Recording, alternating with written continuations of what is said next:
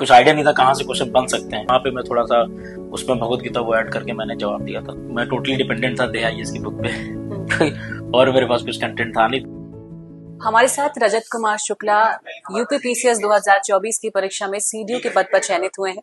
इनके साथ एक रैपिड फायर राउंड करेंगे और जानेंगे कि आखिर की जर्नी उनकी किस तरह से रही और क्या कुछ चीजें उनके लिए मददगार साबित हुई।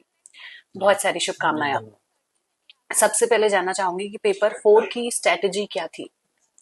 पेपर 4 के लिए मैंने जो वैल्यूज थी, सिविल सर्विस वैल्यूज, उनकी डिफिनीशंस को ज़्यादा ग्रिप किया अलॉन्ग विद करंट एग्जांपल्स।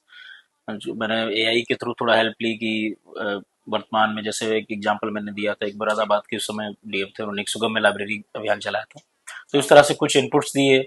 फिर मोरल स्टोरीज को ऐड ऑन किया, क्योंकि पेपर थोड़ा सा हट के आया था पिछली बार, स्टोरीज का ज़्यादा इम्पैक्ट था उसमें, तो वो सारी चीज़ें हेल्प हुई GS4 में। 5-6 की क्या स्ट्रेटेजी थी। 5-6 मैं टोटली डिपेंडेंट था DIS की बुक हम्म, पे और मेरे पास कुछ कंटेंट था नहीं, तो मैंने बुक खरीदी थी 2 मार्केट में। मुझे आई उस समय पता भी नहीं था ऐसा कुछ है, तो मैंने थ्रोली बुक को रिवाइज की अलॉन्ग विद जो यूपी की वेबसाइट्स है ऑफिशियली इन्वेस्ट यूपी करके, तो उससे जो डेटा था वो कलेक्ट किया, बजट और समरी को इंक्लूड करके। एक्स्ट्रा जो मैंने एफर्ट उसमें डाला वो मैप थोड़ा सा सटीक बनाना और डिस्ट्रिक्ट वाइज चीजें उसमें लोकेट करना, वो थोड़ा हेल्पफुल रही।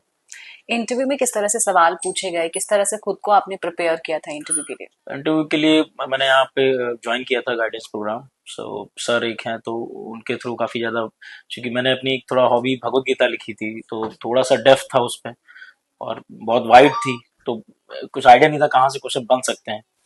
तो मेरा पूरा इंटरव्यू फिर उसी पे चला गया। ज़्यादातर क्वेश्चन भगवत गीता पे ही थे, एथिकल डिलेमा चूंकि बहुत ज़्यादा उसमें है, तो खैर रिवाइज करके गया था सारी चीज़ें, और श्लोक्स बहुत सारे उन्होंने पूछे हर अध्याय से, तो वो बता ले गया था। कोई ऐसा सवाल जो आपके दिमाग में अभी भी है कि हाँ ये सवाल ऐसा था और मैंने बहुत अच्छा जवाब दिया इसका। अ, एक सवाल उन्होंने जैसे पूछा था कि आप एज ए SDM हैं और कोई मिसक्रींट्स है, वो एक डेड बॉडी डाल के जाता है जानवर की मंदिर के सामने, आई थिंक। तो अब अगर आपको पता है कि वो जानबूझ के उसने किया है, बट अगर आप सच बोलते हैं तो इशू होगा, क्राउड मतलब और नहीं बोलते तो अपनी वैल्यूज से, तो मुझे लगता है वहां पे मैं थोड़ा सा उसमें भगवत गीता को ऐड करके मैंने जवाब दिया था, तो थोड़ा सेटिस्फाई दिखे थे।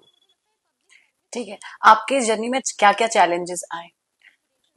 चैलेंजेस खास तो यही था कि वर्किंग में हूँ, तो वहां से थोड़ा छुट्टी लेके आना, घर पे पढ़ाई करना।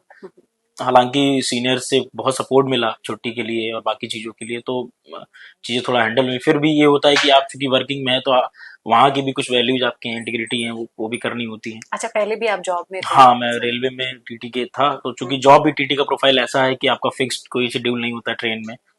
शाम से लेके कभी भी शेड्यूल रहती है ट्रेन।